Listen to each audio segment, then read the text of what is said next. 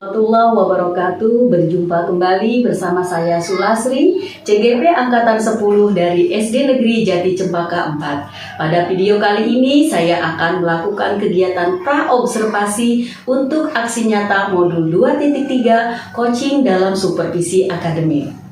Di video kali ini saya bersama rekan sejawat saya bersama Bapak Ngadimun untuk dijadikan sebagai objek dari pengamatan saya. Langsung saja kepada kegiatan praobservasi yang akan saya lakukan. Assalamualaikum warahmatullahi wabarakatuh, Pak Guru. Waalaikumsalam warahmatullahi wabarakatuh, Bu Guru. Bagaimana kabarnya Pak hari ini? Alhamdulillah baik, sehat. Alhamdulillah sehat ya Pak ya. Oke Pak, hari ini kita adakan kegiatan praobservasi ya Pak ya. Yes. Di mana tujuannya kegiatan ini untuk mengetahui sejauh mana kegiatan yang akan Bapak lakukan nanti di dalam kelas untuk lebih siap lagi.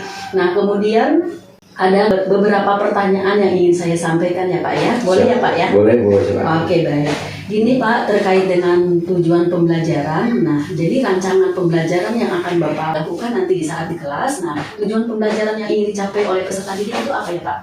Berdasarkan penulisan yang saya buat, tujuan pembelajaran peserta didik yaitu saya ingin setelah selesai pembelajaran peserta didik dapat menganalisis unsur-unsur dalam teks non-fiksi. Oke, baik. Jadi tadi Bapak yang sesuai dengan Bapak yang ungkapkan tadi bahwa tujuan dari pembelajaran yang akan Bapak sampaikan nanti yaitu agar anak mampu menganalisis Betul. unsur-unsur intrinsik dalam Betul. sebuah cerita non-fiksi. Gitu Betul. ya Pak ya? Betul. Oke, baik Pak. Nah sekarang Pak, untuk area pengembangan yang akan Bapak arahkan kepada peserta didik itu seperti apa? Untuk area pengembangan yang saya akan gunakan itu menggunakan dua aspek, Bu.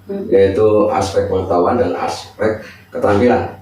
Pada aspek pengetahuan, saya menganalisis unsur intrinsik dalam cerita non-fiksi. Kemudian dalam keterampilan, saya mendesain laporan peserta didik itu sesuai dengan kemampuan dan minat dia masing-masing. Oke, baik Pak. Jadi tadi ada area pengembangannya ada dua aspek ya Pak ya yang akan diarahkan pada peserta didik, yaitu berupa aspek kognitif sama aspek psikomotor berarti ya Pak ya. Nah sekarang Pak, untuk strategi pembelajaran yang akan Bapak terapkan di kelas agar mencapai tujuan pembelajaran yang Bapak inginkan itu seperti apa Pak? Untuk strategi pembelajaran yang saya gunakan nanti yaitu menggunakan pendekatan berdiferensiasi, yaitu berdiferensiasi proses dan diferensiasi konten. Oke, baik. Berarti ada dua pendekatan pembelajaran berdiferensiasi proses dan konten ya Pak. Betul. Tolong ceritakan Pak seperti apa kegiatan berdiferensiasi proses itu dan kegiatan berdiferensiasi konten itu. Baik. Untuk diferensiasi konten, saya memberikan keleluasaan terhadap peserta didik itu untuk menganalisis teks non-fiksi yang mereka sukai. Bisa diambil berdasarkan sumber, yaitu dari internet juga bisa, dari buku pegangan yang dia miliki juga bisa.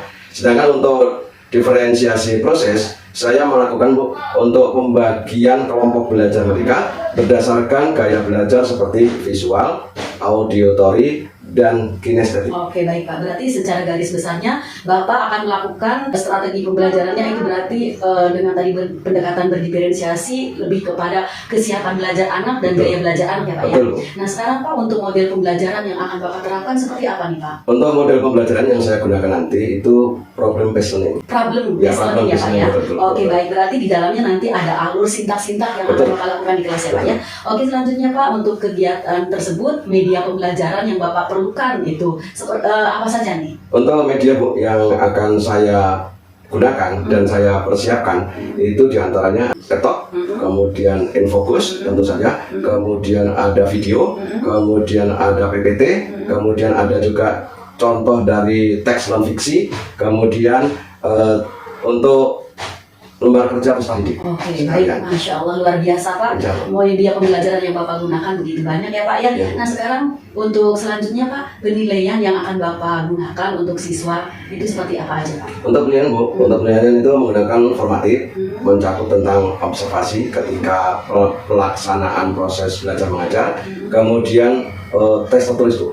Oke, baik. Jadi ada dua aspek ya Pak ya. Jadi dari penilaian formatif itu aspek sikap Betul. yang dilakukan dengan secara observasi begitu ya Pak ya. Betul. Kemudian aspek dari kognitif yang secara tertulis itu ya Pak. Betul. Nah sekarang Pak itu untuk sasarannya nih Pak, untuk kelas berapa nih Pak? Untuk kebetulan saya Bu mengajar di kelas 6A. Jadwal untuk bahasa Indonesia itu di hari Rabu besok jam ke-6 dan ke-7. Oke baik, berarti sasarannya untuk di kelas 6A, kemudian jamnya jam ke berapa tadi Pak? Ke 6 dan 7 dan selanjutnya di hari Rabu ya Pak ya? Betul. Oke baik Bapak, terima kasih sudah memberikan gambaran, dan saya tentunya akan mengetahui arah dari apa yang akan Bapak lakukan di kelas nanti pada saat kegiatan observasi yang akan saya lakukan ya Pak ya. Nah selanjutnya Pak, apa sih yang Bapak dapatkan dari kegiatan yang kita lakukan ini, perbincangan yang kita lakukan saat ini? Ya Bu, baik. Yang bisa saya ambil dari perbincangan kita ini diantaranya adalah tentang media Bu. Untuk media itu saya harus mempersiapkan segalanya, kemudian yang akan saya gunakan, dan media-media tersebut akan saya persiapkan dari sekarang. Oke baik, alhamdulillah ya Pak ya. Ya semoga apa yang Bapak rencanakan hari ini sesuai dengan yang kita bahas hari ini semoga berjalan dengan lancar ya Pak ya. Nanti saat kegiatan observasi nanti di hari Rabu kita berjumpa kembali untuk kegiatan observasi tersebut, di mana saya akan melihat bagaimana Bapak melakukan kegiatan-kegiatan yang dilakukan di kelas tersebut. Nah kemudian mungkin begitu saja Pak yang ingin saya berikan kepada Bapak, pertanyaan-pertanyaan tersebut. Harapan saya nanti pada saat kegiatan yang akan Bapak lakukan berjalan semestinya lancar dan berhasil sesuai dengan harapan Bapak ya Pak ya. Amin. Dan terima kasih atas waktunya sudah berbincang-bincang dengan saya. Oke Bapak, terima kasih. Assalamualaikum warahmatullahi wabarakatuh. Waalaikumsalam warahmatullahi wabarakatuh. Demikian kegiatan pra-observasi yang telah kami lakukan. Semoga perbincangan kami ini bermanfaat bagi semuanya. Terima kasih atas perhatiannya. Assalamualaikum warahmatullahi wabarakatuh.